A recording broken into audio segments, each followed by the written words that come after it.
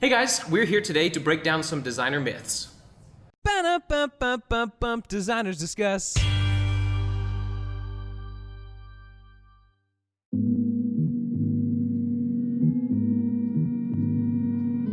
So there is a misconception that design is just knowing Photoshop, Illustrator, which is actually a process. There is a creative thinking behind any solution.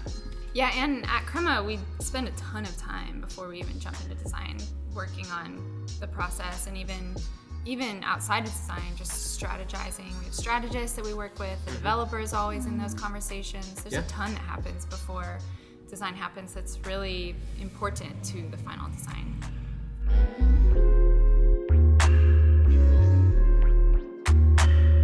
So I think a lot of people who work with clients tend to want to appease the client. They're paying us.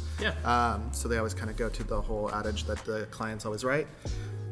While they do have a lot of knowledge, I think here what we try to do is make sure that we're also taking into consideration what the end user is going to need, and sometimes the client's need doesn't always align with that. In my previous job, it was all like in-house work, so the client was like our own internal business team. So yeah, coming here and working with clients has been a great experience, but I think there's always a bit of room for pushback and just using sort of leaning on your expertise and other whatever resources you have at your disposal to kind of show the client, no, this is really the right solution, but sort of meet them in the middle.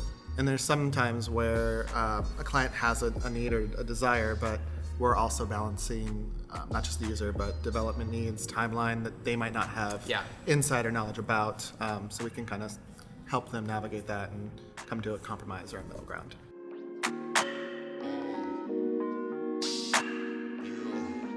Yeah, I mean, there's a ton of design that happens outside of our computers.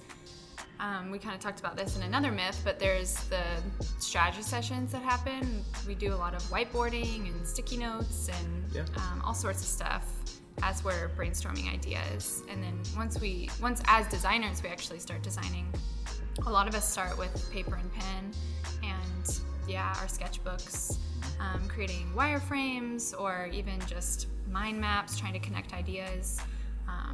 So there's a ton of design that happens before we even jump into the computer. One thing I like about product design is because it's solving problems. I can be out walking and kind of figure out, oh no, that's how I should do that. Sketch it down or just take a note and come back to the computer later and digitize it. I find that like so helpful. Like when you're in like a design session for so long, you step away from the computer, and that's sometimes when your best ideas come. Like, oh, why didn't I think of this? But it really takes you stepping away from the computer a lot of the time to find a good solution.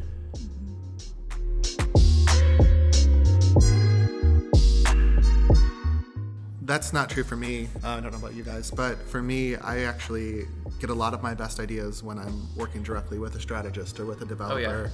I might have some good ideas that come out on paper, but a lot of those ideas are actually coming out of conversations that I have.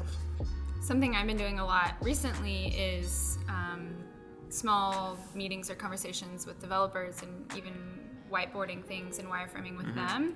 And it's super helpful to kind of figure things out together. All of our developers are really good at thinking about design and user experience. And so collaboration with them is awesome and always very helpful. There's definitely times where I really need to just kind of get in the zone though and get the work done. Once I'm at a point where I know what needs to happen and how I need to design it, it's really helpful to just get your headphones in and kind of get jamming on work.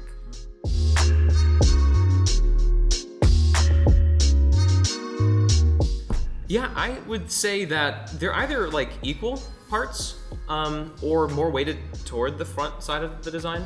And that again comes through those strategy sessions and those early conversations to kind of get an idea of what your product needs to look like. I think once you have that idea, you can work, I think we could all work pretty quickly within Sketch to make that sort of a pixel perfect design, but the early process really does take a lot more conversations, and in that way, probably longer than the design tool process. Yeah, I think that I probably spend 60 or 70% of my time sketching. And then the rest of the time I'm in Sketch or in Vision. What helps that along is reusing components, reusing navigation and buttons. You're not recreating this stuff all the time. Totally. You're just crafting layout and user flows at that point. So having all those sketches in front of you and having those symbols ready just let you kind of run with it. Yeah, And totally. I'm surprised at how fast I end up at the end compared to the beginning. Yeah, and it's cool because the way we work too, like in 2-week sprints, you get to do these iterations. So your work actually changes like almost week to week, and that's really satisfying to see. But it also kind of shows you, wow, I'm actually moving pretty quickly through this design work.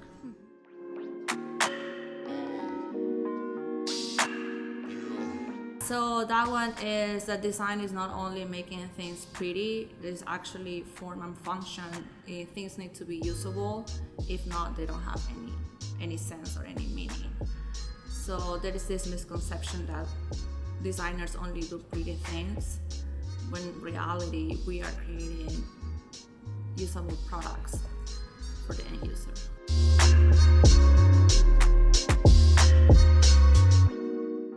We all use Dribble a lot Yeah.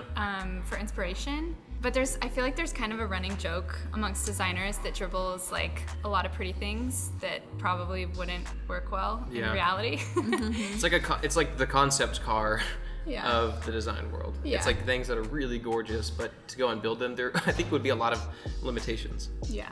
I do like using Dribble for that though, because Yeah. it sparks those Definitely. ideas in my mind. Yeah. I've gotten whole concepts for layouts just looking at grids and Dribble. Yeah, I lean way more toward the art aesthetic side of like, more than like the hard and fast rules of user experience. And so legitimately I can say that's something that I need to improve on, because I do just tend to go that way. But also like that actually just flows right into my other passions, like sketching and art and things like that. So I think you can still like really bring that to the forefront, but as long as it is functional ultimately. But at the same time, like I can imagine like a really useful tool, but just like really boring, it could be black and white, and I would still like find some use in that, you know what I mean? Yeah, a good example is Craigslist. Craigslist, that was the name? Craigslist. Yeah, Craigslist. And for a long time they didn't have any competition, but it was the usability of the page was perfect. Yeah. But it was not aesthetically pleasing. No, it not at all. wasn't. And now Marketplace pretty much replaced it because it Yeah. has both ends, right? So they go hand by hand. Yeah. I mean, I think on that note, a lot of people think aesthetics aren't as important as long as it's usable. I think Craigslist is a great example. But in a lot of these products nowadays, there's a lot of demand for, it needs to be visually appealing. There needs to be some value to it. If someone Yeah. looks at it and it doesn't look like it has value, they're less likely to download that app or Yeah, buy totally. that product. It needs to sell. Totally. Yeah. Yeah, it needs to sell. Yeah, and pretty things sell. It's a lot of balancing the business needs and the user's needs at the same time.